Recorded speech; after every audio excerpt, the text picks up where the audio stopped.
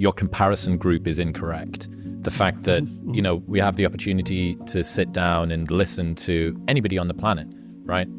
The best minds, the best athletes, the best thinkers, the most articulate that are alive right now, all listen to the people that have died that were around when video cameras existed. And you can compare yourself to that group. Yeah. But that's not your comparison group.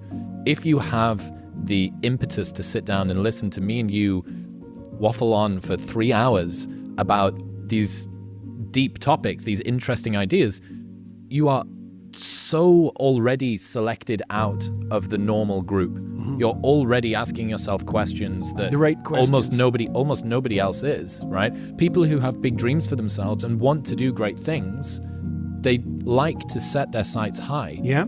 And yet they feel despondent in the comparison. Yeah. So I think there's a pride in that too, eh?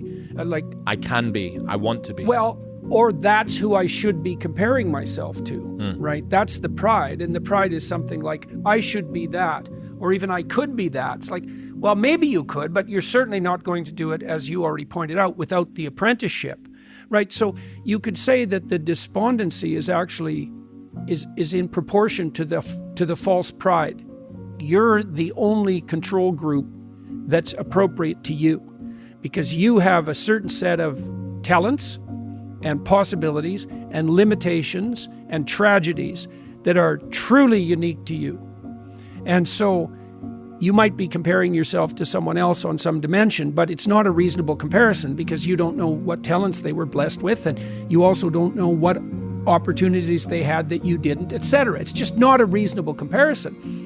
It's a lot better to think about who you were and then to think, well, could you be somewhat better in some dimension? And the positive thing about that is the answer is almost always yes. Now, you can orient that transformation towards some stellar target, and that's a reasonable thing to do, but that doesn't exactly mean that you should compare yourself to that target.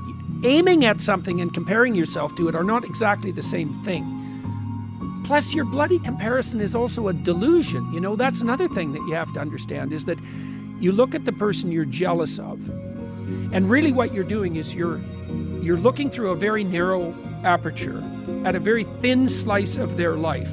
You're looking at the thin slice of their life that's turning out the best, but you're also looking at a thin slice of their life that's marketed to be the best, right? And you have no idea what the horror of that person's life might be in its totality.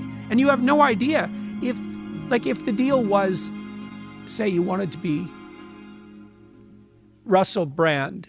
There's a good example. You wanted to be Russell Brand. You wanted to be as charismatic and as famous as he is. Well, your real wish is that you get to have everything Russell Brand has, but none of his problems. Well, come on. I mean, it's no wonder that a vision like that would make you despondent because it's naive, it's resentful, it's jealous, it's bitter, and it's unreasonable. You have to take the good with the bad. You have to take the bad with the good. And people rarely think about that when they're thinking about, the famous people they think they'd like to be.